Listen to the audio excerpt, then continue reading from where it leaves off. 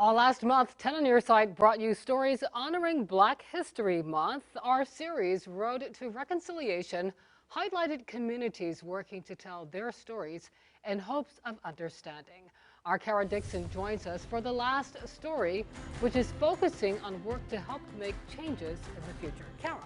Yeah, that's right, Regina. Work is being done right now in Richmond to help fix the inequities that have existed. I spoke with the Commonwealth's first ever Chief Diversity, Inclusion, and Equity Officer about the need for this position.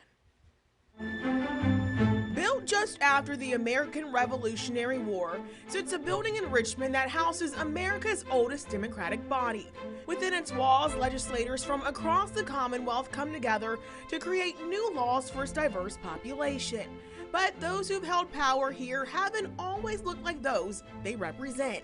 And a newer position is hoping to improve the inequities some of the laws passed in history that are negatively affecting some communities to this day. We have to dig a little deeper and figure out ways that Virginia used its laws to really perpetuate that inequity, which is the reason why it's not lost on me as we are just steps away from the Capitol, a Capitol that was built with slave labor and slave laborers, directed by our second governor of Virginia, that the 73rd governor of Virginia has asked me to help dismantle that. Dr. Janice Underwood grew up in Virginia and worked in education before taking up that role of helping to dismantle inequities among Virginians. This is work for humanity.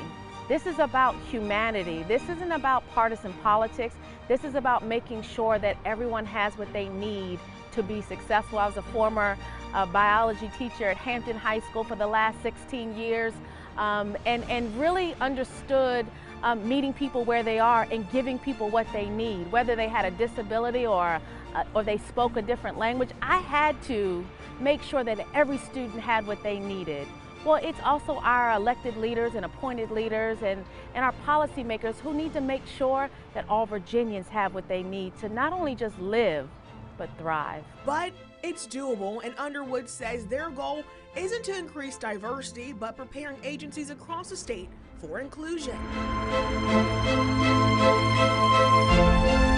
People kind of think, but I thought it was diversity, equity, and inclusion, and yes, it is, but how do we transform our thinking of an institution, of an organization, towards diversity principles? And how do we increase effectiveness in all we do, thinking about DE&I principles and ideals, and actually pair them to the mission of that organization? Because we want to drive not only diversity-led innovation, but productivity, innovation, and let me just also say psychological safety and increased culture, right, of an organization. Now make sure you head on over to WAVY.com to see the full story. You'll also see how the Department of Historic Resources is making changes to make sure they not only highlight more diverse stories, but also recruit more minorities into their field. You can also check out all 8 of those series of Road to Reconciliation over on WAVY.com. Stay with us. WAVY News 10 at 6 is next.